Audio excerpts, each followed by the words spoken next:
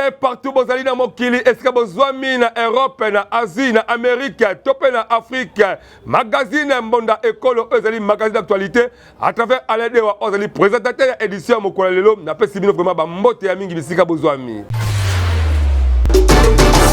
tika to fongola magazine ya biso ya mokolo lelo pona ko yebisa bino ke mokonzi ya mboka mwana mboka Félix Tshilombo Tshisekedi liboso ya bakonzi ya ndenge na ndenge na 52e session ya congrès des droits de l'homme ya Nations Unies na Genève asengi ba sanctionner Rwanda na ba auteur ya crime ya violation ya droit international tolanda élément oyo Deko ya Congo esengeli oyeba ke mokonzi ya mboka Félix Tshilombo Tshisekedi na cadre ya ba voyage na ye nyonso oyo azali kobima pona koluka diplomatie ya kitoko azakaka ko marteler na communauté internationale surtout na Nations Unies pona ko s'impliquer activement ya kosilisa agression rwandaise na est ya République démocratique du Congo ya mbala oyo agangi lisusu na 52e session ya congrès des droits de l'homme ya Nations Unies oyo euti kosalama na Genève pona koluka kosilisa buzoba ya désordre oyo ya est ya République démocratique du Congo esali bamvula ebele alobi ke esengeli aventure oyo Rwanda aza kosala na est ya République démocratique du Congo esila parce que tokoki jamais koloba likambo ya droit de l'homme pe ya liberté na République démocratique du Congo entre temps totika agression rwandaise et continuer kokoba la République démocratique du Congo pe comme ma population na ba groupes armés terroristes na yango asengi na Nations Unies baye bako sanctionner ba auteur ya crime ya violation ya droit international na République démocratique du Congo na nyonso alobi ke eza obligatoire ya ko exécuter procédure ya Nairobi pe ya Luanda plan oyo Union africaine na Conseil de sécurité ya ONU bandimaki biso magazine Mbonda Ekolo baleki ya Yezu toza kosenga na nyonso esengi d'abord bolingo ya Congo eleka parce que totikana ba problème politique na biso tozala uni derrière mokonzi ya mboka pona koluka ba stratégie ya kitoko et ko permettre que réussite total ekotala ba territoire na biso surtout ya Congo awa biso tobetisika mbonda totikali toujours kuna na Genève cette fois-ci liboso ya ba diaspora congolaise mwana mboka Félix Tshilombo Tshisekedi a rassuré que Rwanda akotikala jamais kolonga République démocratique du Congo tolanda élément oyo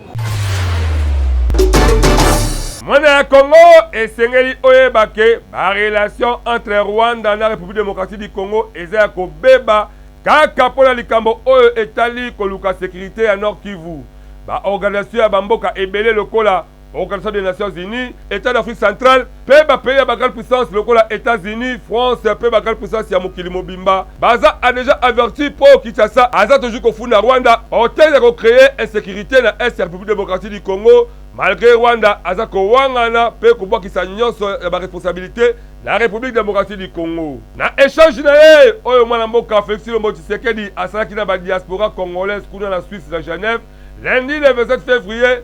Aza toujours koloba likambo oyo ya agression rwandaise pe alobi ke Rwanda jamais akotika la kolonga République démocratique du Congo.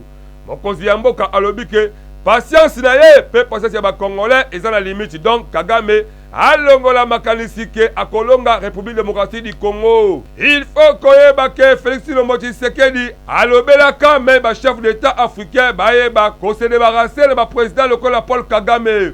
C'est l'homme mokonzi ya mboka esengelaki kotika makambo ya mandoki na Afrique depuis 2020 po koluka développement et surtout que Afrique ezonga sima likolo ya ba guerre ya division ya koluka balamu na Afrique eza kokokisa mate likolo ya ba dirigeant mabe lokola ba Paul Kagame politique oyo Kagame akumbelaka Afrique eza lokola ba politique ba 1960 pe ba 1970 ba politique ya kala oyo ya mandoki oyo eza koluka kimia te or que lelo technologie esi ekoli bamboka ndenge na ndenge ekoma koluka ba développement mais biso Afrique tobenda mokila likolo ba politicien mabe lokola ba Paul Kagame esengeli kotika mandoki koluka ba mécanisme oyo eko permettre que Afrique ekende liboso.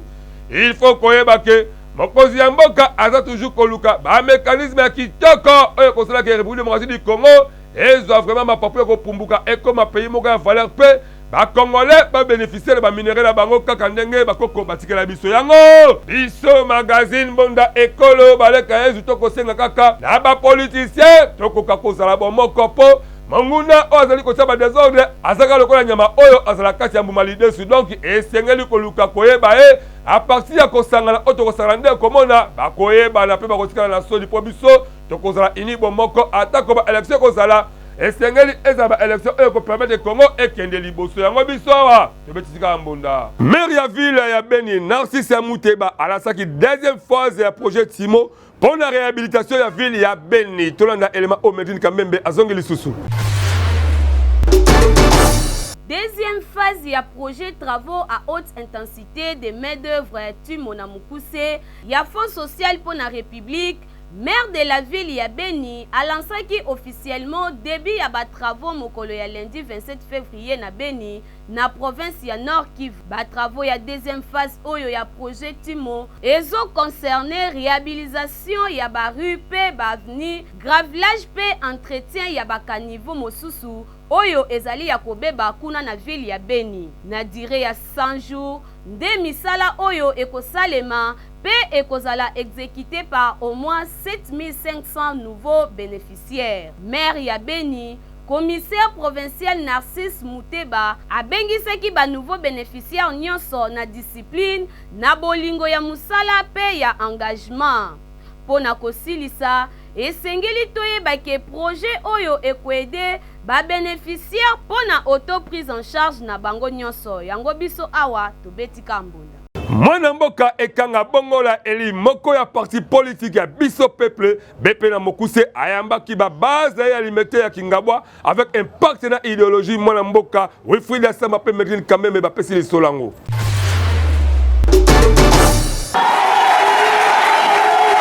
Mwana mboka na kombo ya ekanga bongola eli elongo na parti politique biso peuple BP na Mukuse ba organiser ki rencontre moko mokolo ya dimanche 26 février na quartier Kingabwa na commune ya Limete pona kosolola ensemble na base na bango na oyetali lolenge nini esengeli batambola na année 2023. Malgré mvula munene oyo ebetaki mokolo ya dimanche 26 février bana ya Limete Kingabwa balakisaki bolingo na bango epai ya leader na bango Eli Ekanga putulu emataki makala etikalaki po population bayaki ebele koleka kutu ba place ya kofanda ezangaki. Tango ye moko akotaki na salle population ayambaki na esengo nyonso kaka ndenge bozali komona pe tango azwaki maloba base mobimba bazalaki ya kosepela. Avec impact na idéologie, mwana mboka Eli Ekanga liboso ya base na ye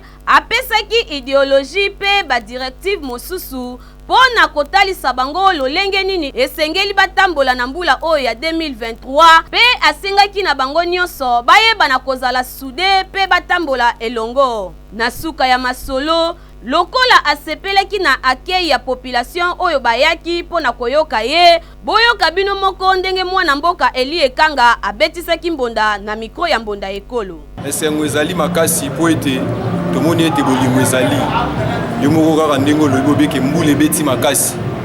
Mais j'espère ozalaki tellement moni foule ya bato bazalaki wana cela prouve que non bolingo ezali bandeko badeside babi ete toza na posa ya changement toleli mingi oyoki bato balobeli potopoto bato balobeli injustice ebele oyo ya lete ezosala oyo badepute bazosala baponi ete nazala molobeli na bango e tosololi na bango tolakisi bango ete depute mosala na ye ezali nini epuis nini oyo biso tokoki kosala yango tosololi bandeko bapesi ngo ya bango badevoir oyo ya bango babesoin topromettre moto eloko te po mosala ya député ezali ete kolandela institution publique kolandela oyo ezali bainjustice nyonso ezonga na ordre yango nayebisi bango ete soki bapesi biso manda ya kokóma na oyo wana esika tokobundela bango tokozala molobeli na bango ete nyonso tozonga na nzela lolongo elenge bani. Basi na ye lokola basepelaka pe basepelaki na initiative ya leader na bango boyoka bango pe ndenge babetisaki mbonda na mikro na biso. Tosepeli makasi na mokolo lelo malgré eloko ya mwana nzambe monguna azalaka liboso mbule bandi banda tongo ti ekokata na après-midi na toyaki to soutenir ndeko na biso mwana na biso oyo aza na ambition ya bien o ataela biso mabele na biso. Na yango tokosenga kaka na bakinois pe bakinoise et surtout bana ya limete Kingabwa esengeli ko soutenir batu oyo bazali na ba initiative ya malamu pe bazali na posa ya kosunga population lokola mwana mboka Eli Ekanga oyo azali vrai leader pe homme dynamique ye alobaka pe akokisaka yango biso ana mbonda ekolo to beteli kaka mbonda pupupu parce que atalisi ke aza vrai leader. Charpi Fundatella, secrétaire fédéral en charge de la finance, la Ligue des jeunes, IDPS et Sango, à Salaka enrôlement avec un pacte de idéologie, le maman Wabobo, Tona Massina, Tona élément où il y a Florine Gituka.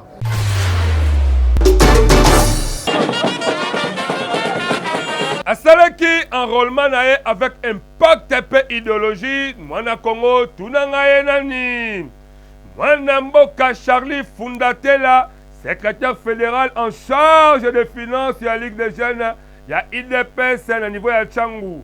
Akendaka Kosarole avec un partenaire idéologique à Nengobosa Komona.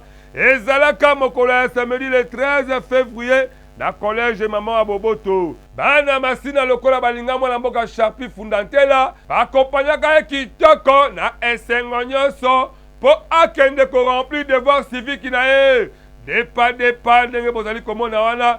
Tala ndenge bazali ko kende na lofundu pe na lolendo bango wana bakoti na centre d'enrôlement wow mwana mboka Charpi Fundatella le leader incontestable ya Masina aleki na messe enregistrement akei pe na eskia capture bakapture kitoko pe na suka masolo liboso ya kamera ya mbonda ekolo baleki ya yezu tango azoki ka de lecteur na e boyo kanenge nini abetisaki mbonda. Ok, merci. Apprécie vos soins, félicitations à chef de l'État, président Tshisekedi Tshilombo. Yeah. Pour Batebele Basatandaki Teke, peuple congolais a posarolé. Mais le peuple congolais est précisément à Massina, tout s'arrolé massivement. Pour te dire qu'avec carte la biso, on est aussi au pays, ça va voir la présidente de la ville, Antoine Tshisekedi. Hey, la scène n'a pas chaîne Nyonso, pour Batikali, surtout à Massina. On a vu carte à s'arroler, il politique à l'imitié, à s'arroler pour lobby 2023. Et salut Kitoko! Comment on a le secrétaire fédéral en charge des finances, il y a la Ligue des jeunes, il y a IDPS, il y a Tchangou, Mwana Mboka Charpi Fundatella, Dengue Asarola qui pour remplir ça qui devoir civique de manière que aye ko sanctionner en 2023 moto o moté mané ekolinga aponato o yakoboya yango ndeko ya Congo esengeli toyeba ko rajeunir classe politique na ba leader lokola ba Charpi Fundatella mwana oyo azali koluka développement la kata commune Masina biso mona ekolo to pesi confiance pe ba chance de manière que akene liboso mbonda na vraiment eyokani. Avec un pacte et idéologie, les Congolais comprennent que le voyage est facilité, surtout beaucoup plus avec professionnalisme. La quick travel visa bango ba kenda rapide pour que kuna makamu et vanda ton transport publicitaire la bango.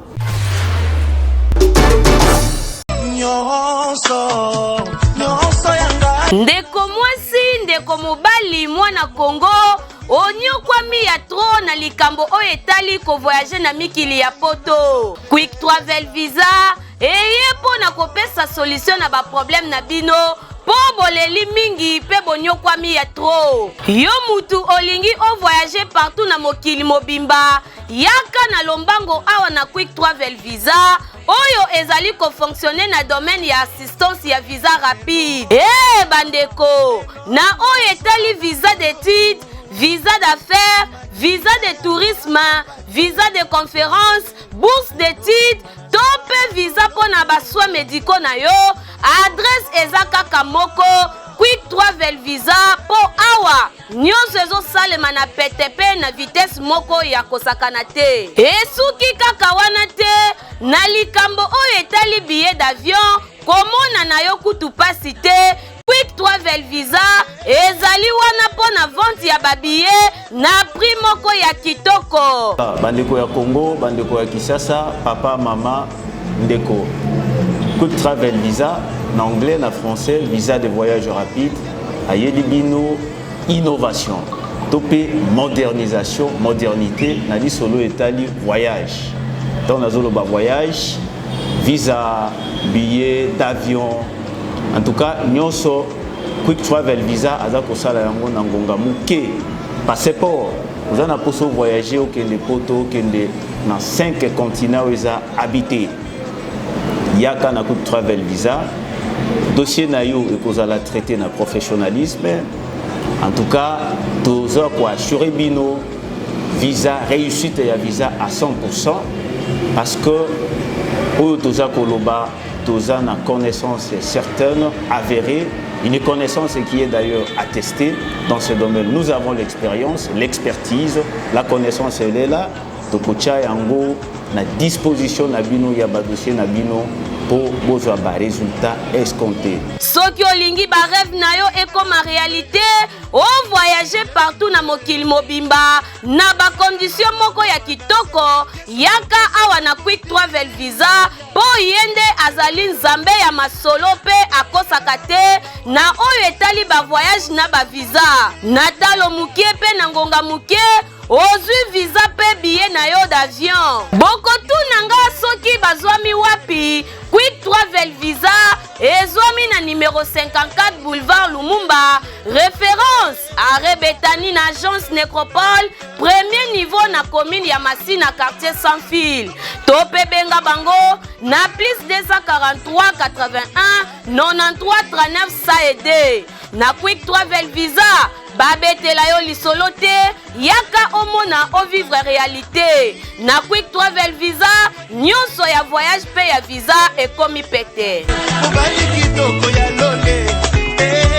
Impolitesse c'est un peu manque ya notion civisme et comme chose moko normal et pas ba kinois to bakate pourquoi toi na réflexion o ezakata ba commentaire na biso.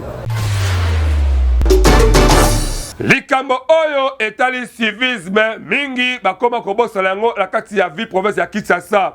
Kofinga tope kobimisa maloba ya mabe et comment nango ba chose moko normale ata otamboli surtout mingi na ba cité tope na ba recevoir na ba mituka okoyoka ba réponse moko ebimaka ya mabe oyo esalaka ke eza kolakisa ke éducation ba famille mingi ezalaka te yango totambwisaki caméra na biso pona koluka koyeba nini oyo esalaka ke biso ba congolais etake ba batu to bebisa idéologie ya civisme.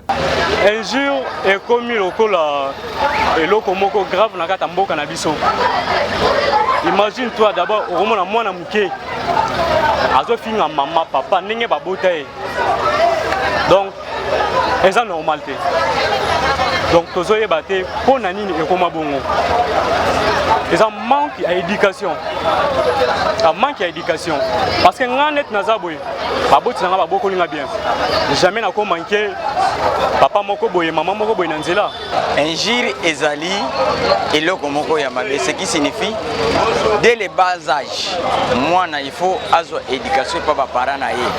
Ce qui signifie mwana faut azala pe n'esprit ya kosambela ka mingi. Soki azo sambela mingi ce qui signifie parents l'état azo sambela azo landa comportement ya ba papa ya ba parents na ye.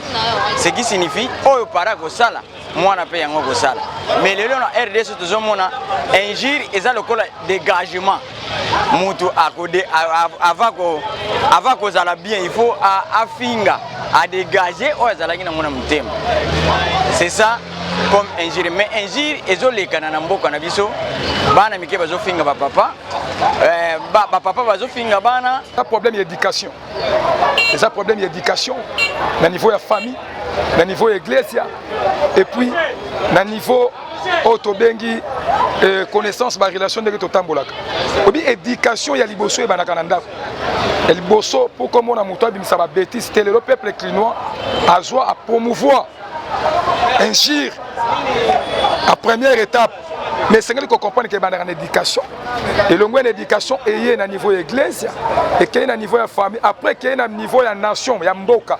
Yaboye esali malamute tokosenga na niveau ya école.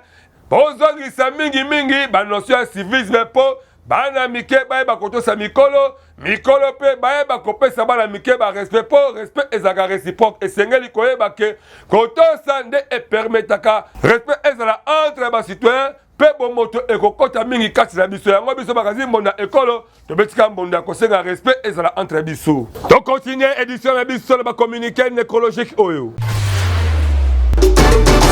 Communiqué nécrologique. Ancien bourgmestre ya commune Yangaba Tele Mukwanga Mabunda azali ko informé na ba mipe connaissance liwa ya ndeko na bango Madame Kiti Kadisho oyo akufaki mokolo ya vendredi 24 février 2023 na commune Yangaba suite ya maladie moko ya mukie. Programme ya Bobsek ekopesama na mikolo oyo ezali koya kaka awa na magazine Bonda Ekolo parce biso pe toza ko profiter ya ko souhaiter bango ba condoléances. Communiqué oyo bana kokomela mutu nyonso oyo ayebi mwana mboka Tele Mukwanga oyo azalaki ancien bourgmestre ya commune Yangaba bokende ko visiter bo souhaiter pe ba condoléances ekosala ye kitoko. Famille Agende bazali koluka papa na kombo ya Angende Muyana Ange oyo abungaki depuis mokolo ya dimanche le 12 février 2023 vers 12h heure oyo numéro na ye ezalaki lisusu koleka te oyo akozwa information si papa Agende Ange abenga na plus 243 82 92 18 553 Topé na plus 243 90 65 13 189 large diffusion na mutunyoso. Bawewa bozala maele po ba criminel o ba mesala ko droguer bino bazongi susu makasi la vie prophète Kinshasa angele elekela bilo sinote bokolo ya lokola mwana mobali o ba droga kiye pe ba botoli moto tonda elema oyo. Likambo ya lokoso tope likambo ya bilialia to bimela tolobela yango mingi pona ba transporteur oyebi ke ozalaka taximan tope okumbaka moto yeba ke osalaka mosala oyo epesaka mbongo donc elingi koloba nini ozali pe capable ya kokota la marché osombi sikre na yo tope jus na yo tope lipa na yo tope fufuna madesu na yo okolia yo moko kimia me koluka ke ba client basomelaka yo pona lokoso ezali mabe botala lokola ndeko oboza komona ndeko oyo ba droguer toyebi te soki pe na jio soki pe na fufu toyebi te ba droguer ba boakie ba botoli moto kasi azali parent toyebi te akosuka ndenge nini na libota na ye soki pe moto ezaka ye tope ya ye te toyebi te bino moko boka population bazaki nzinga ndenge nini balobaki liboso ya kamera ya Bonda Ekolo magazine d'actualité oyo tokotie na tongo il pari aza moto ya moto ba droguer ndenge aza bazana kuicha drogue aza ko se retrouver te.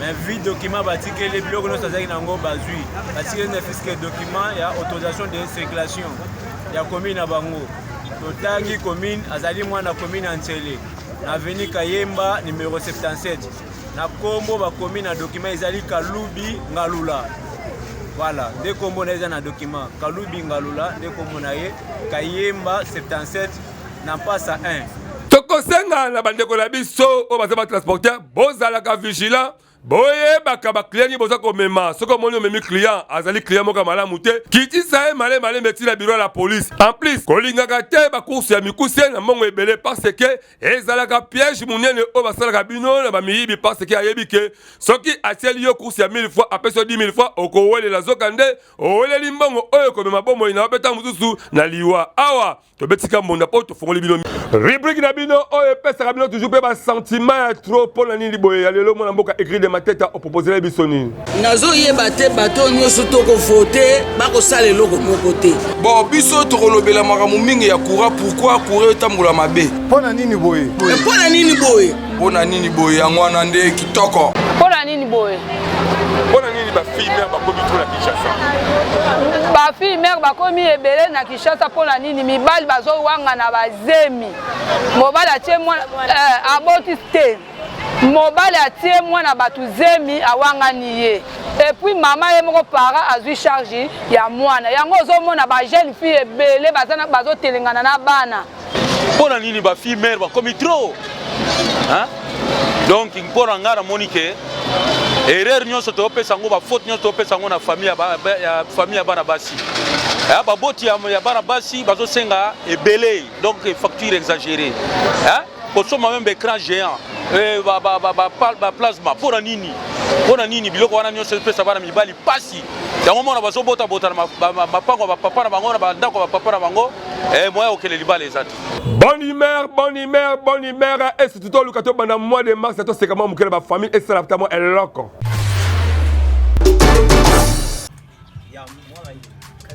bien les forts. Ils sont fait depuis toi, nous petit secondes de monnaie. Bah il faut. On a pas moyen de payer plus sur hasard. Tout le monde là, on m'a semblé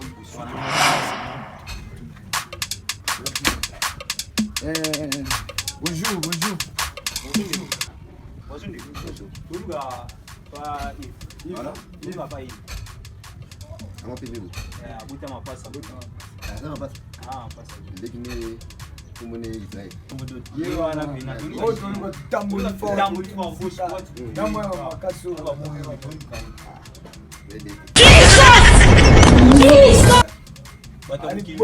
Yo va tenir mon logo et va comme ça et bien dit. On doit avoir à 5. Le VG Sidiemba Koloma Sola ba caricature la République démocratique du Congo. Après si biso li solo li na caricature le lopo. Tout la dabaso écrit ba tête à proposer les biso. Toyebike infraction zalaka atasuki mutaibi abundi mais il faut koyeba modèle nini ya okangaka mutu mais oyo tozomona mikoba de reçoit policier tokoma ko kamwa même yema ko devient nduka ata bakangaki ye ezalaka boyete mais asali nini abominani venduka po bakuma ye na modèle ya boye pas normal ça yango babundaki te sir makaka makambo ya politique po ve alobaka trop ba côté wana mwangonga moke boye venduka zoya batiki ye affaire ya grave te kaka contre temps ya kofuta nyongo ya sœur moko bon c'est tout hein kaka pona nyongo kokumba moto na modèle ya boye tosengi na banoko na biso ya ba policier moi botosi pe ezalaka likambo ya ba arrestation awa na kati ya ville ya Kinshasa epa bandeko na biso ya policier tokoma kokamwa tokoma kobituna yango état de droit ezalaka to ezalaka te na kati ya Kinshasa to na kati ya République démocratique du Congo ya boye tokosenga kaka na bakonzi ya mboka boye bakosila ba policier na biso na ba formation po baye ba façon ya kokangaka bato kokumbaka mutu bele azali parent azali koko azala bana esalaka soni mingi ya boye tobeti kaka mbunda tala ndenge tokomi na suka ya édition ya mokolo lelo onga alede wana zaki na esengo lofundu pelolendo ya koprésenter édition ya mokolo lelo ya magazine Mbonda Ekolo parce que na ebike mois de mars na koprésenter ngo soute po totikeli yango ba mama boya ebele bino bomoni numéro de téléphone ezale sika wana bobenga biso ata oza journaliste te c'est présenté toko programmer de manière que au présenté journal là il y a mois de mars na maputa oyo kolata parce que ezali 100 ans na bino mingi to senga na bino bo s'abonner massivement na chaîne YouTube na biso Mbonda Ekolo officiel po yango et ça la biso to zama mo pepeka kitoko pe to bigisa makitoko et beaucoup plus ba o baza ba activité na bango ya politique ya religion ya culture to ndenge na ndenge bo benga biso ata boza ba élément na te ba cameraman de guerre Wilfried Samba pe Benjamin Kilunga ba ko kita ba ko sable ba image moko professionnel e ko permettre que ba sport na bino et le calendrier mo ya kitoko nga ale do na présentation magazine lelo édition ezala ki ya mama Medrine Kambembe pe sima caméra Wilfried Samba et le Benjamin Kilunga réalisation montage ya yemoko mwana mboka Igrid Mateta mannequin magazine Mbonda Ekolo ba mama nalela bino fort la begi bino mois de mars ezali 100 ans la bino boya ebele bo bana représenter journal au chaque jour quand on metem la bino ekolinga ngala bino tokutaka na mois d'avril soki Zambe alingi ngala bino to kabona to tikala na esengo kolo apambola biso nalela bino fort botika malamu